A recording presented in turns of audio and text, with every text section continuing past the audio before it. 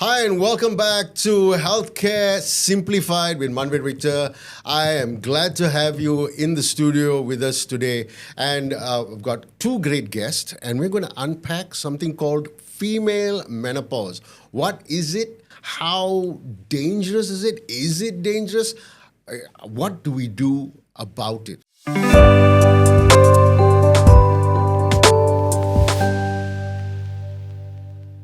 Today, I'm so glad to have Dr. Premitha, who is a consultant obstetrician and gynecologist. I said that right. Okay. At Pantai Hospital, Kuala Lumpur. Hi, Dr. Premitha. Thank you for having me. Thank you. And we've got Jofu, or rather known as Joanne Ho. And thank you, Joanne, for being here. She's a part of the Vital Signs team. She writes for us on menopause. So, first question, Doctor, I'm going to ask you, what is this thing called female menopause? I am a man. Explain it. There's no such thing as womansplaining it, right? There's mansplaining it. But what is female menopause and why should we take this seriously? Okay, the most simplified version of menopause is the fact that the periods stop. Okay. The monthly periods stop, and that is the end of her reproduction capability, so she cannot get pregnant. Okay. So why does that happen? It is because of the fact that those ovaries that woman has Right. contains what we call follicles. Okay. Now, these follicles produce estrogen, which is that female hormone. Right. It also produces another hormone called progesterone. So as a woman gets older, let's say she is, in her puberty, those follicles are actually producing a lot of these hormones. Everything goes well. She's getting her monthly periods. Right. But there comes a time when the number of follicles in that ovary gets depleted. Okay. So no more estrogen. Right. No more progesterone. Progesterone. So then that woman goes through menopause, where her periods stop. Okay. We call a woman menopause when she does not get her period for one whole year. 12 months. That's it. Okay. Now, but before that happens, there is this phase called perimenopause, which means that she's now beginning to have changes in her period cycle. Okay. She may get some symptoms that come along. Right. And this phase can go on for maybe 1 year, can even go up to about 7 years, 8 years. So hang on a second. So up to 7 years before menopause, you can go through this perimenopause. Correct. Okay. All right. And even some women, even up to 10 years. So 10 years. It varies from woman to woman. And that age group would be what? 45? Okay, so let's look at an example. Huh? Okay. Malaysian women around 50 years, they go through menopause. Menopause. So if we look at, say, 7 years by 43 years. Okay, 43. But honestly, I tell any woman that's after 40, your perimenopause is actually quite close by. Because you can already start having swinging hormones. Periods can change, some symptoms can come along until they actually reach that last final period. And they're still not menopause yet. Yes. So then they wait one whole year. Wow. Then they menopause. So one whole year of not having a period and then, that's menopause. Correct. So up to 7 years, maybe even 10 in some cases, you can have these issues. Correct. Now, how serious is this for a woman? So the estrogen is that life source for that woman. It's like, for a man, it's your testosterone. Okay. For a woman, it's estrogen. Yeah. You never lose your testosterone.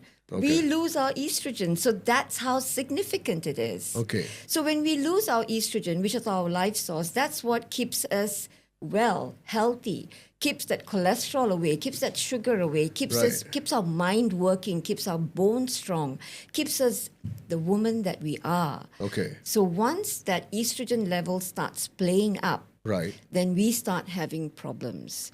And many would think that it is part of aging.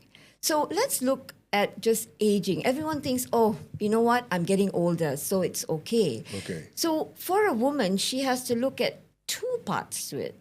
One is the fact that yes, that machinery, it's happening and it's aging. sure. So of course things are happening, and Right. certain parts of our body would be aging. But the other part, which is actually more important, Right. is the fact that when there is no more estrogen, Yeah. there is additional insult to the organs in her body. So there is additional problems that can happen. Right. So that's why if you look at a post-menopausal woman, Right. that means a woman who's now menopause and beyond, Yeah. her risk of bone loss is 2 to 3 times more than a man. Her risk of cardiovascular disease is equivalent to a man at that stage. Okay. Her risk of dementia is 2 times more than a man. So Oh. she is now aging even faster because of the loss of estrogen. Oh, wow. So now what do we know all around the world? That women are actually living longer than a man. Even Malaysian stats Sure. are showing that, women can live up to, say, 78, 79 years of age. But the biggest question now is that, is she living healthily at that point?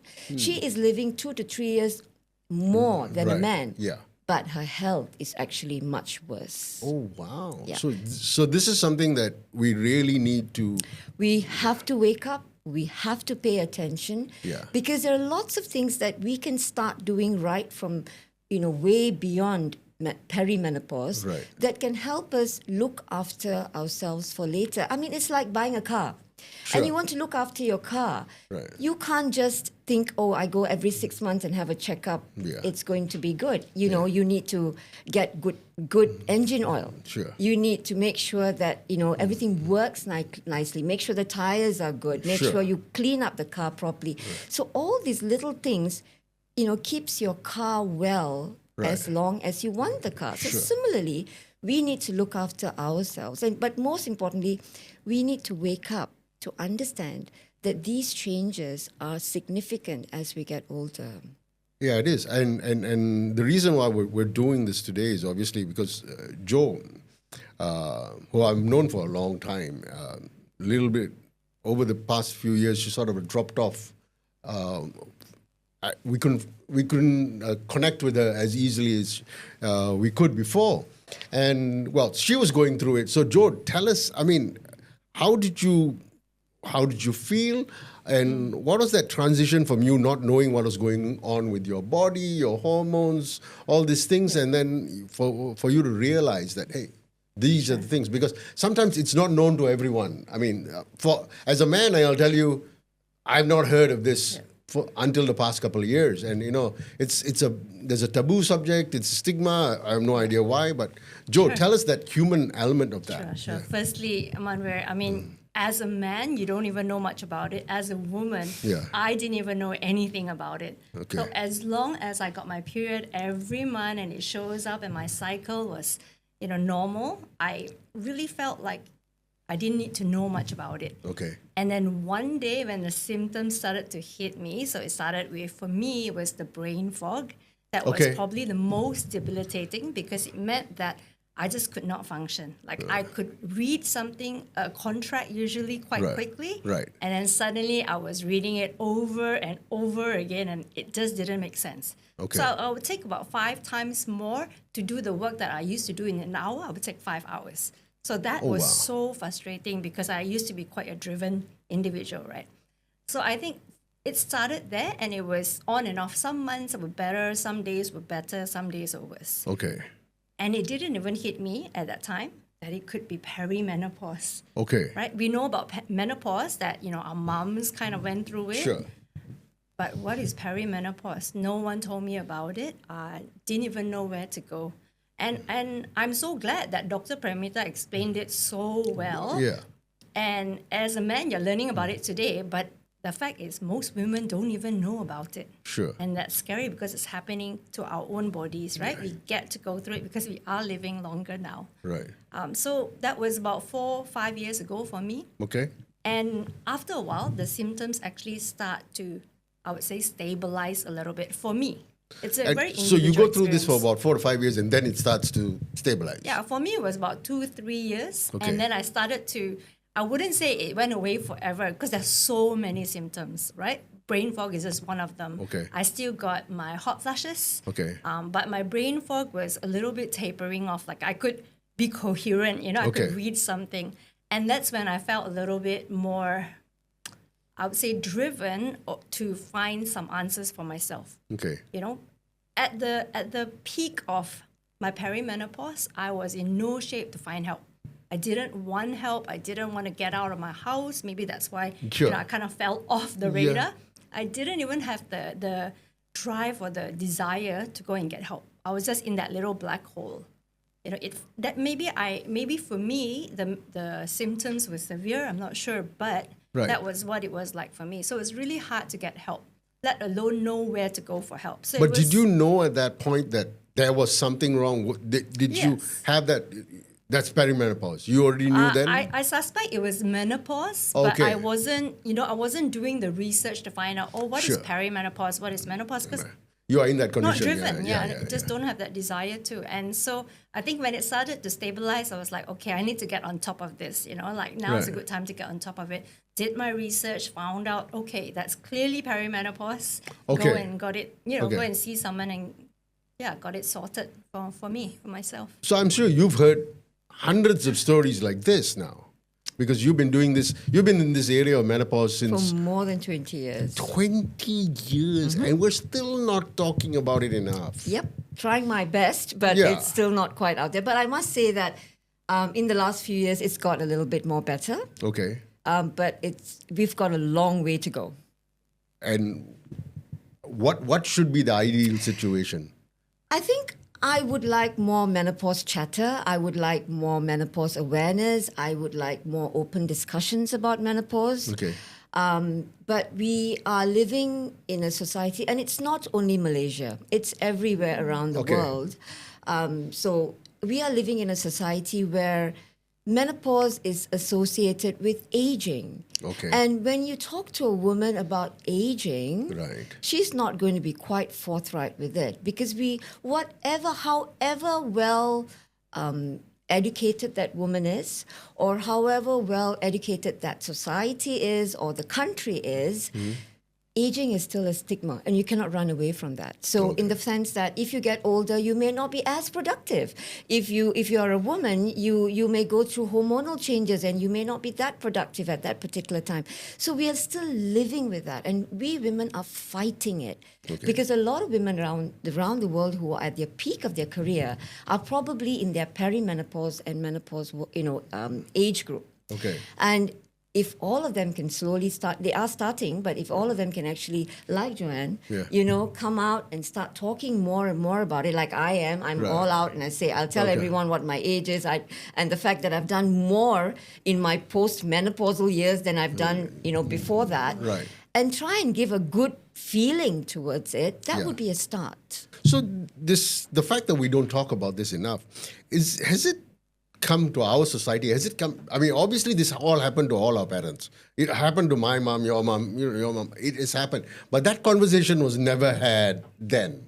I mean, they didn't sit down with their friends, or maybe they did, but they never told us, I'm going through this, right? And they just, old school, they just went through it, right? But also the awareness at that point, to be very honest, if you take our mums, okay, so I belong. My mom was great, so I knew when she was going through, she got help, so that was fine. Okay. But let's put her aside. Sure. The general moms around, and if you Yeah. take someone who was about, when I started off my menopause clinic in UM in 1996.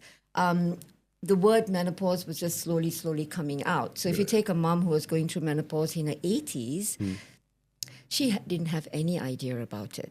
Okay, and at that point, her life expectancy was also much shorter. Sure, of course. So and because of that, the connection between menopause, quality of life, health status, all that was actually not very well, out there. People were not paying too much to it. And again, it was just, I'm getting older. I'm aging. Right. So it's part and parcel of that. Plus, we also live in a culture Right. which accepts aging. So Okay. we are not fighting the fact that we need to be healthy while we While we get age, old. yes. Yeah. So we need to bring that up. We need to bring the fact that menopause can affect women. Right. If that woman is suffering through menopause, she should seek help. And as Joanne says, where does she go to get help, which Yes. is really very important. Right. I agree with that. And what can she do about it? So this should actually start earlier and earlier. Okay. And when you say earlier, Neela, where should we start this? As, I am so pro the teenagers trying to help their mum. I'm so pro the, I want it earlier and earlier, because if you can help. So I try and look at the teenagers, those in their 20s, and they come to my clinic. I actually talk to them about it. Oh. Because I talk to them about the fact that, you're going through hormonal changes. How's your mum? And what's she going through? Because, having that inkling in their head that their mum may also be suffering from hormonal changes quietly and not knowing about it, actually opens up their thought processes to actually maybe look after their mum a little bit better. Right. So I think it starts as early as possible. And why only women and why only daughters? Men. Men, yeah. Looking after their sisters, looking after their mothers, looking after their wives. Right. Very important. So getting that whole concept of not shunning away from menopause. Sure. Let's bring it up into a discussion. Let's not laugh about menopause, which I think is really sad because there's so many menopause jokes out there. Really? Take that away. Okay. It's menopause lah. It's that shouldn't be the way it should, and taking that stigma away from menopause would help a lot of women out there.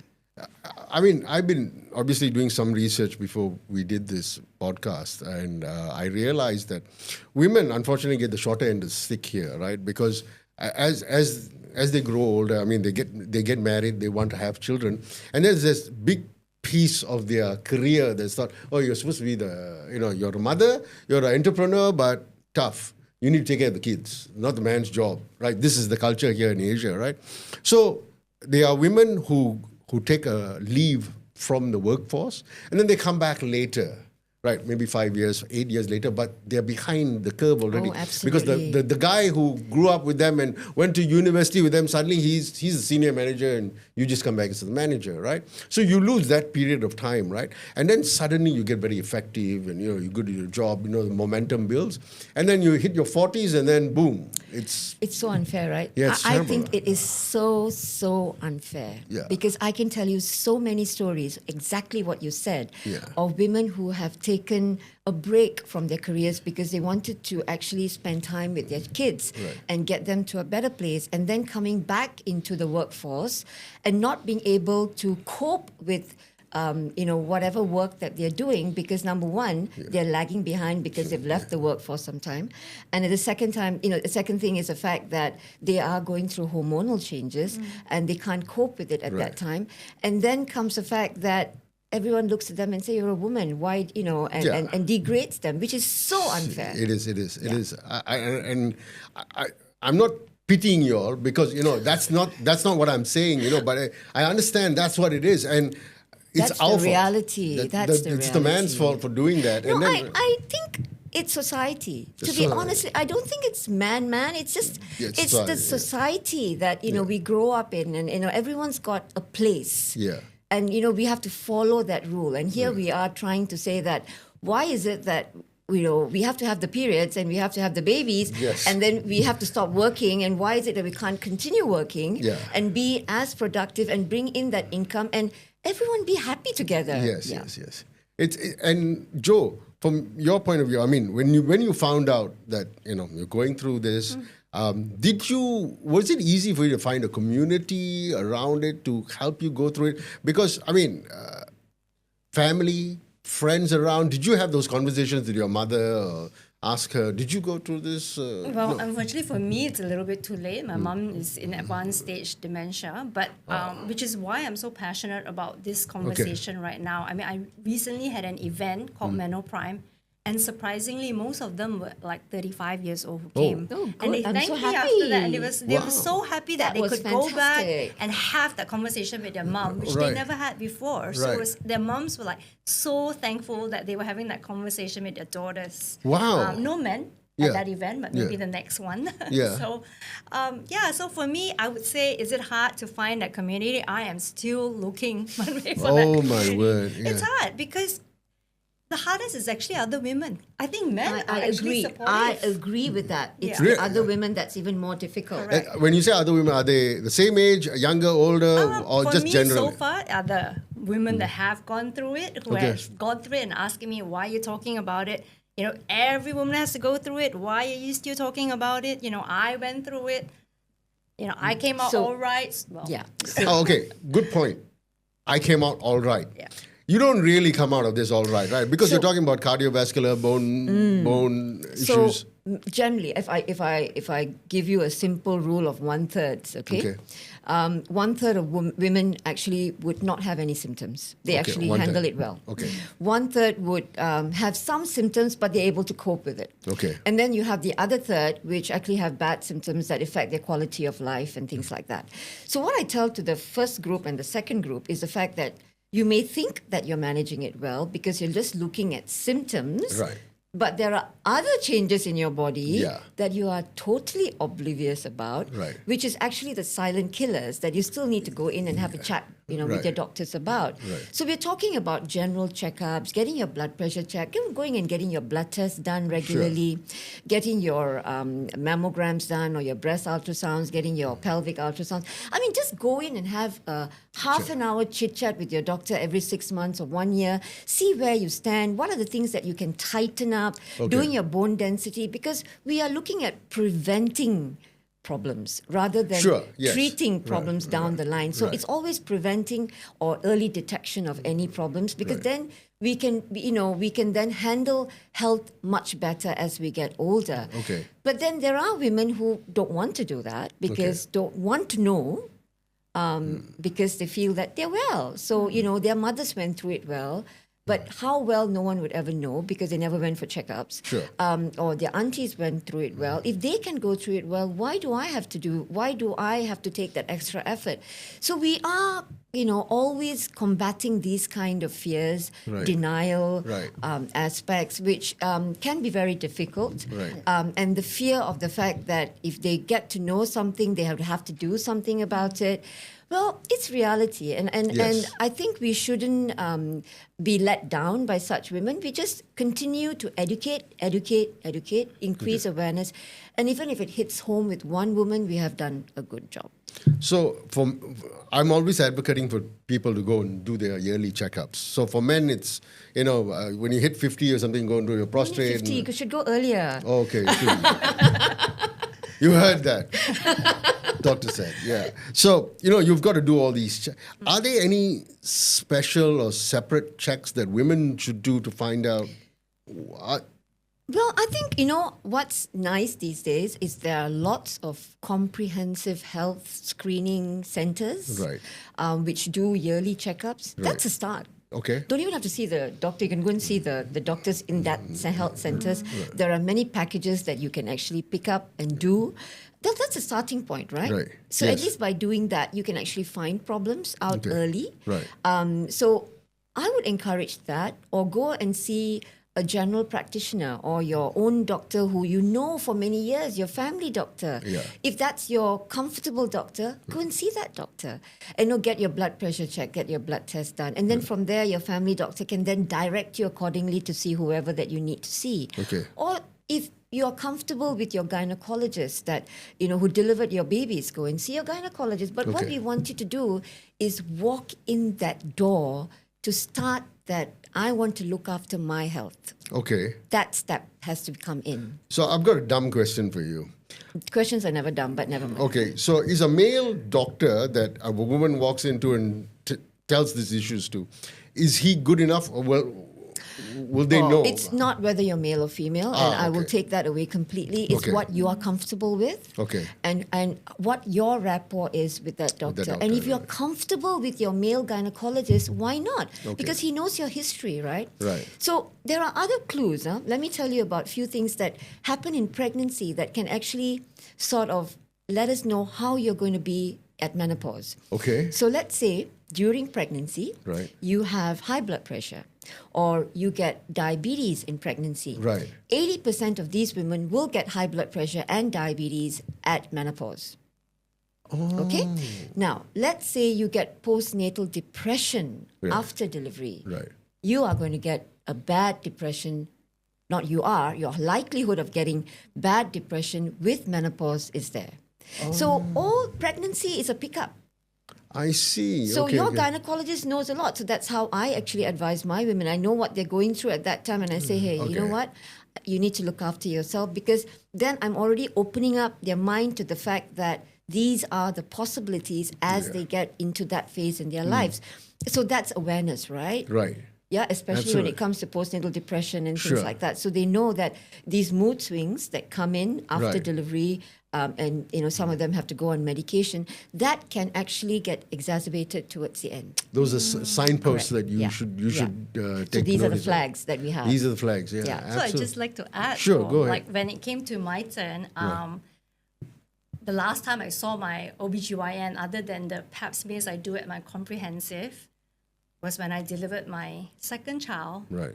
16 years ago, and he was already a little bit older. So I'm thinking, the first thought in my head, is he still practicing, right? Oh, okay. Right. Secondly, does he know anything about menopause? I mean, Sure. obviously I didn't know much about menopause, so in my Yeah. natural mind, maybe he might not know much about menopause. And third, he never brought up any of that correlation between my pregnancy symptoms and my menopause. That conversation was never had, and maybe because he didn't have to have it with me that long ago, So I mean, just as a patient, I guess, someone going through menopause, I really didn't know, didn't even think to consider going to see my OBGYN. I just had already mentally crossed him off, maybe okay, too okay. old, don't know whether he's practicing, male doctor, those qualifications naturally came into my mind. Right.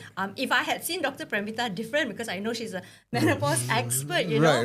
but most OBGYNs out there, when I go there, Okay. I don't see older women in the clinic. Right. I see pregnant women in the clinic. So, Okay. I would feel out of place already going to see him. Like, I don't have a problem. What's your problem? Menopause? Oh, okay. Oh, you okay. know what I mean? Like, it just, that stigma was already there. Maybe Right. it's self-imposed, but Right. it was already there for me. What you said is correct, because sometimes with menopause, the consultations are different. And the consultations Okay. are longer, because Right. you just want to have that woman comfortable in front of you. Sure. So the time frame is very different. Okay. Okay, so it's more about, trying to tweak the right answers from her. What is it that's actually going on? Right. And sometimes we go into a completely different direction, but the whole idea is to make her comfortable, Right. to tell her to talk to us about all her fears. Right. And that's really very important, Okay. because that's half the battle won, to Yes, be very exactly. honest. Yeah. Because once everything is let out of the Right. chest, you just feel better because you've downloaded it to somebody else. Yeah. Absolutely, yeah. And instead of keeping it inside all the time. Okay, we're going to take a quick break, and when we come back, we're going to find out what we men can do to help this entire process happen for our sisters, our mothers, our wives, our friends, whatever it is, and maybe our employees as well, just to have that Absolutely. conversation. We'll be back right after this with more of Healthcare Simplified with Manvir Victor.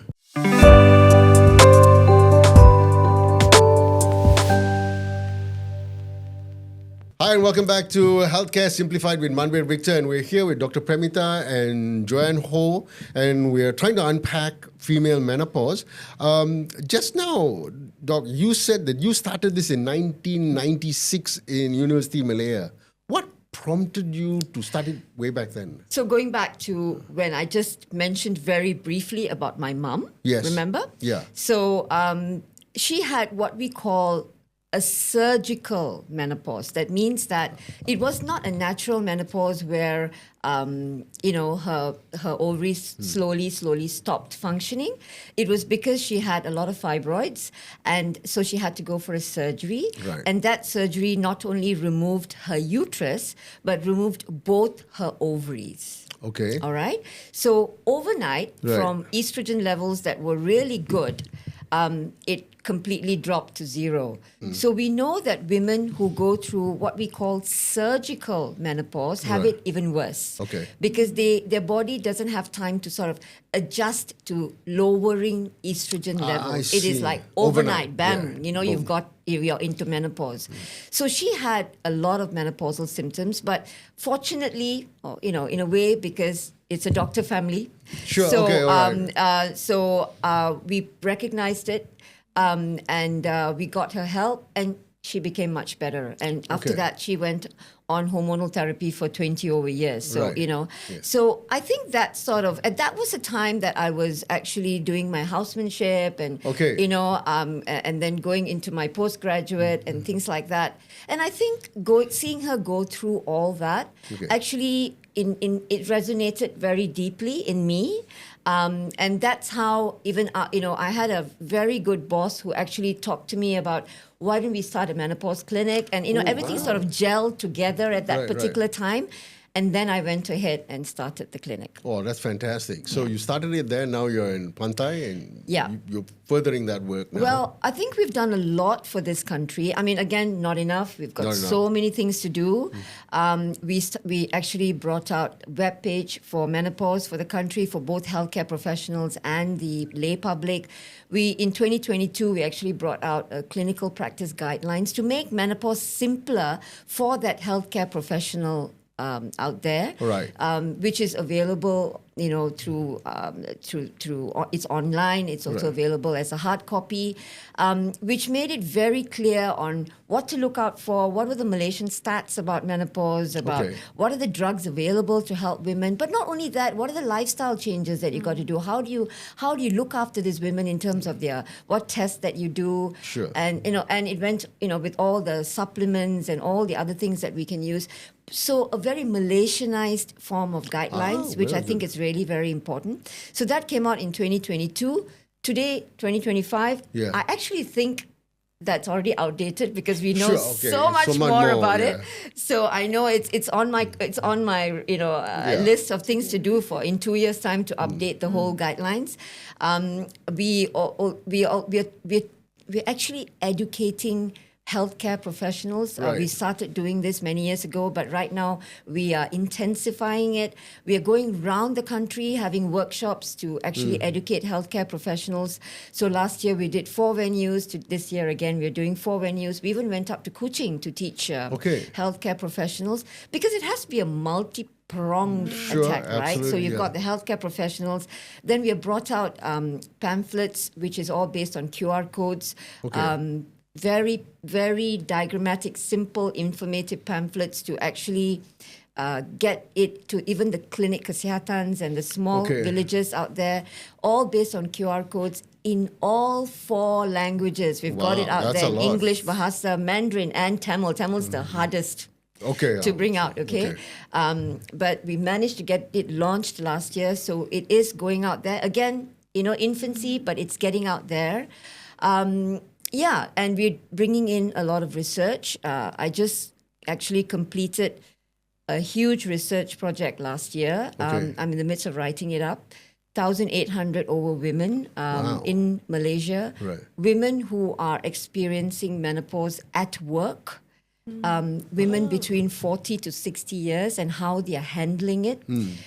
What are their symptoms and whether it is actually affecting their work. How many of them actually think about leaving work and and how many of them actually get support at work, Right. and what kind of support would they like to have at work. So I'm not going to reveal the data because I'm in the Sure. midst of writing it Sure, up, but sure, I can tell absolutely. you that what is really interesting is that we've got an equivalent number of Malays, Chinese, and Indians. So we've got a multi-ethnic population okay, variation that we're going to look at. We also got annual income variation that we're looking Sure. at. And it's very clear to see that I'm only going to give you a little preview. Absolutely. The fact that we are a very accepting society. Okay? Right. But the higher our income group, and I guess that means you're more educated, your complaints go up. Okay. So you can actually see that the higher the income group, your symptoms actually are voiced out much more. Oh. Yeah. So interesting. I actually right in the middle of writing it at the moment. Yeah. So it's already been accepted by international journal. I'm hoping that it comes out by the middle of the year. So Sure. maybe if you call me back again, we can talk about it. No, definitely. I'm Definitely. looking forward to getting hold of that. Definitely. So, I've got to ask you. We want to talk about society at large and men. What can society and men do to help this process? And to start that off, I've got a question for my wife, who asked me to ask you this, since you're the expert in this area. What does she have to do to stop me breathing too hard, apparently? Because she's going through perimenopause and she says, she comes to me and says, you're breathing too hard. I was like, you need to ask the doctor about that. Is that at sleep or No.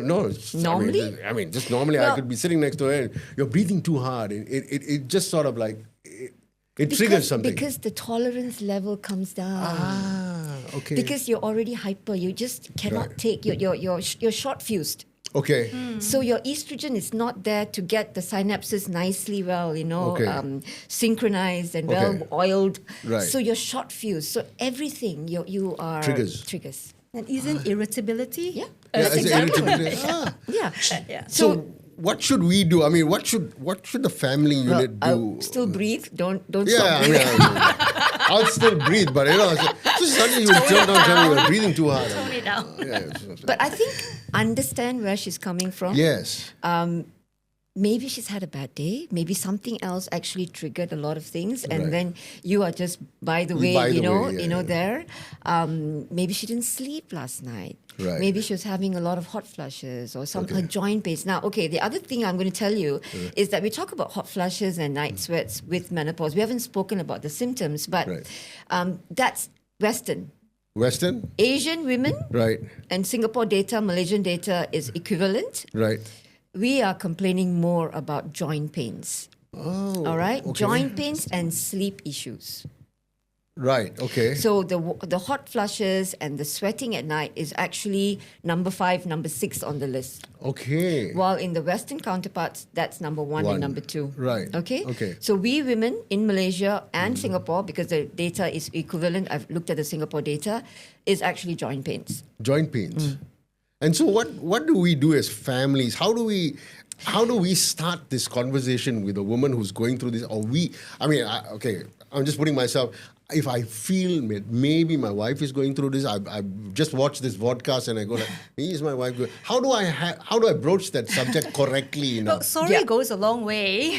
Sorry. Sorry goes a long way. You need to, Yeah, many yeah. ways. Yeah. You are wrong. Yeah. Whatever it is, you're wrong. And you've got to accept that because Yeah. that's the starting point then. But you can't be seen to be too wrong because then Yes. she's wondering what's wrong with you. Then Yeah. the mindset goes in a different way. Right. But I think trying to understand what happened to her that particular day, Okay. And let's say that she comes to you and says that you're breathing so hard, and you just keep quiet about it, and then you just give her some time, Right. and then maybe try and see how was your day today. Okay. Change the topic completely. Okay.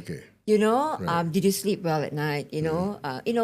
Or just take her out for dinner. Right. Maybe she might approach, might talk a little bit more at dinner. Okay. Have a date night. Right. Something that you haven't had for a long time. Again, sometimes it may not be so conducive, or she may not even open up her mouth about something, but that's a start. Right. But because you need to now distract her and go from a different angle. Because if you go and talk to a woman and say, I think you're going through menopause, let's go and see a doctor, it's not going to work. Yeah. So how do we get? So the other clues Yeah. are knowing her period cycles. Okay, so Okay. this is something, if you do know what your wife's or period cycles are, you will know that the week before the period or even 2 weeks before the period, that's when the crappy moods come in. That's when sometimes you get the sleep disturbances, the digestive symptoms, Digestive system. yeah, you can get bloated, you can Okay. have and when the digestive symptoms come in, you actually feel even more crappy. Right. Irritability, mood swings, palpitations, skin changes, all that can come in that 2 weeks before the period. Okay. Okay. Now let's say that she is missing her periods and her periods are now irregular. Right. The further away she gets from her period, Right. let's say she had her period on 1st of February, Right. and we don't know, but her periods are going to come on 1st of June. We don't know, right? Yeah. So the further away she gets from that 1st of February period, so now she's April, May, she's going to get worse and worse. Okay. The minute the period comes on 1st of June, she gets better because the hormones have stabilized. So the further away she goes from her Right. periods, Right. the symptoms come back in again. Right. So sometimes subtly knowing Okay. what the periods are like Right. might make you understand what's actually going on. Okay. Right. All right? Right. So knowing that, so then in many ways, we can bring it in that way. Maybe you go and see a doctor, your periods are not coming so regularly. Just go for a checkup, see what we can do about it from a completely different angle, Right. Okay. Looking after health is very important at that particular time. And I think there is no shortcut measures Right. because that's a time that women actually may put on weight. Okay. The weight gain comes in, and sometimes the weight might be more midriff. Okay. And when a woman loses shape, she's Right. going to get more irritable. Okay. Okay? And she's going to get more frustrated because she might be exercising and doing all the things right and still not being able to lose that weight. So again, then, trying to talk to her about maybe let's go for a walk or let's go and do Right. some, because we also want to make you understand that when the estrogen loss comes in, Right. you're losing muscle. Okay? Oh. So flabbiness comes in. Right.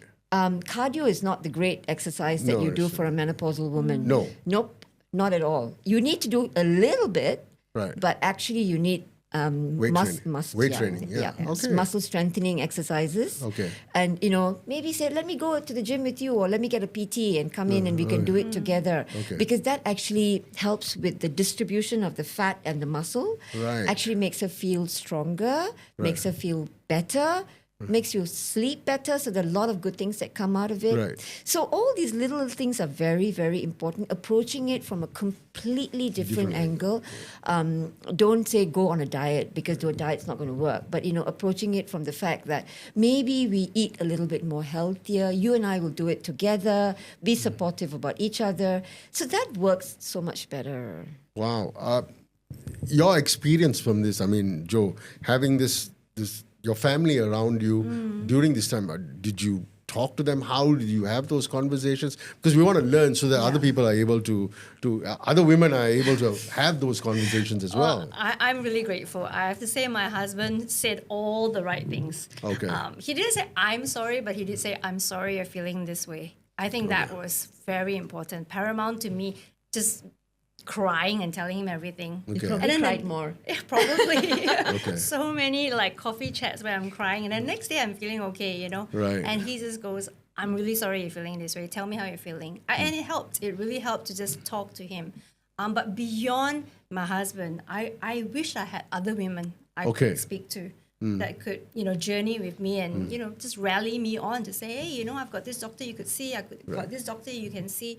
I didn't have that community. And I think that would have been paramount, which is why I'm doing the work I do. Right. So I really like what Dr. Premitha, when she said about this multi-prong, there's also the other side of it, which is advocating for ourselves, for us to know about our own bodies, for us to start tracking as early as possible. Don't wait Right. till menopause Yeah. to start tracking. You want to start tracking when you are having your monthly period. That's the best time to start tracking. Right. Get into the habit of tracking symptoms. And then when it happens, nowhere to go. So that community is also something I am trying to build up. So when they go and see the doctors that hopefully has been trained and are aware because Right. of Dr. Premitha's work, that's the multi-prong approach that we hope to Sure. achieve, right? I've spoken to a number of doctors, female doctors that I know, and they're around my age, late 50s or whatever, mid to late 50s, and I'm having this conversation. They themselves, being doctors, other specialities, are unaware of this. They're unaware that, because one of them triggered me by saying the word social battery. Social battery, not wanting to go out, just wanting to stay at home, wanted to be by themselves. And, it's sort of like a depression, right? But it's not. And they go I just don't have a social battery to meet anybody. And then when I ask them about it, and they go oh, I've never heard of that. And, so the work that you're doing is great because you're reaching out to healthcare so that when a patient comes over and says, listen, I'm feeling like this, then the doctor knows, okay, this is probably, what you need to do to get out Still of a that. long way to go, but slowly. Yeah. Yeah. I mean, it's good that we're having this conversation and making it as open as possible so that everybody's aware of what they need to do, the questions they need to ask, and Absolutely. how empathetic they need to feel. Because, I think for a lot of people, like society, we are not aware of these things. Like you said, there's a stigma, there's a taboo to it, but our parents went through it. And probably their parents went through it as well, and we just never had that coffee conversation. We're all living different lives, and that's what I think we need to be very open about. We are not living our parents' lives. Our expectations are different. The way we travel is very different. What we are exposed to is very different. So all that actually matters. Our children are different. Whether you have children or not having children, our children gives us a lot more different kind of stresses. So all that actually play a role in how we go through menopause. So it's not only what's internal, it's the external stresses that also then whether we can cope with everything together.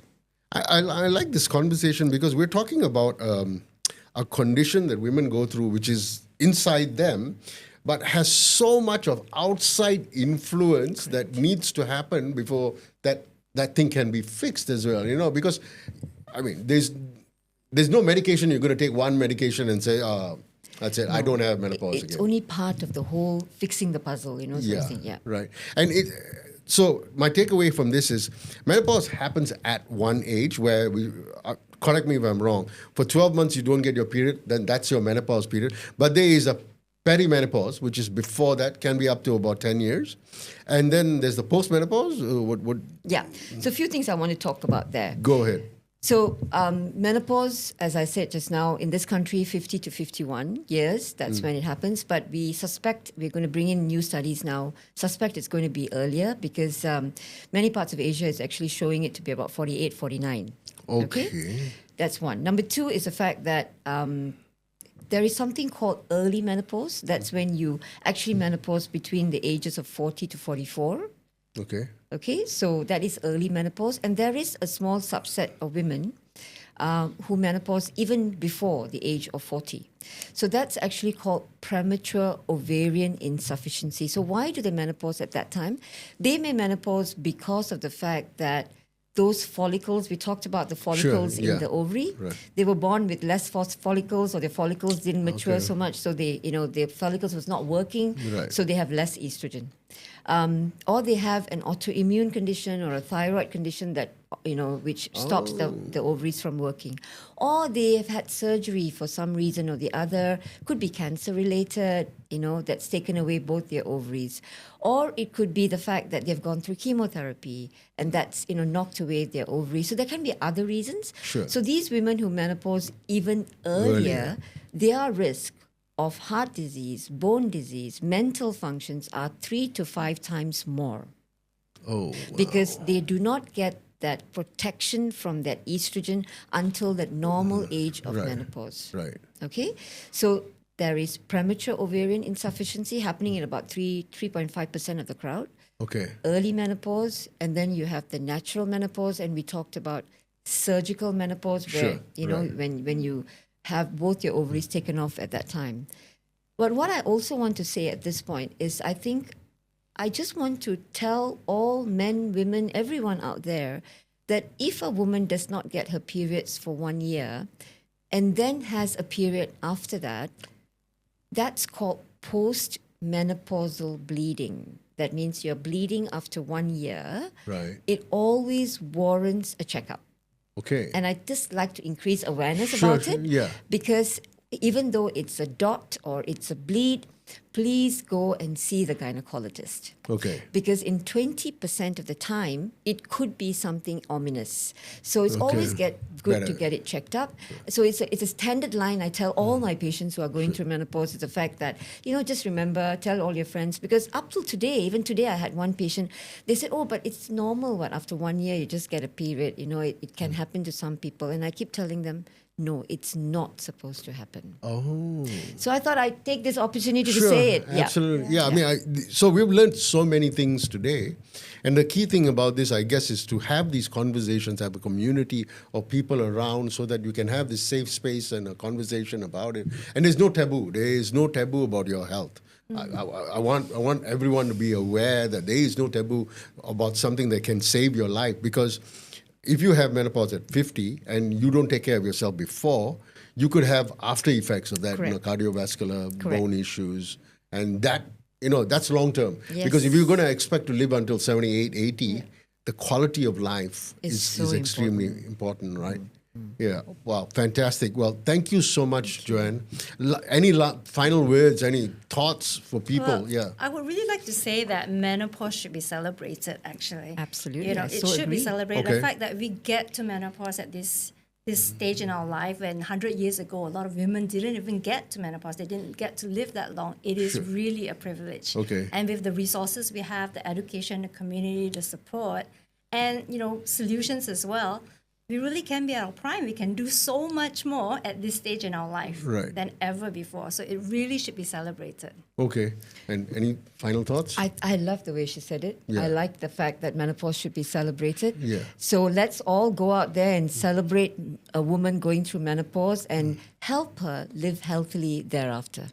Fantastic. That really encapsulates everything that we were talking about. Is trying to help people. Thank you so much, both of you, for coming on the show. And we'll be doing a lot of programs. We'll be doing a lot of articles. Joe is going to be writing a lot of things for us on menopause, unpacking it so that you can have that community. You can learn about what it is to keep yourself safe, and your family members who may be going through it understand it. And that is the way to help people save lives. Well, thank you very much for being a part of this Healthcare Simplified with Manvir Victor. We'll be seeing you once again soon. Cheers. Bye.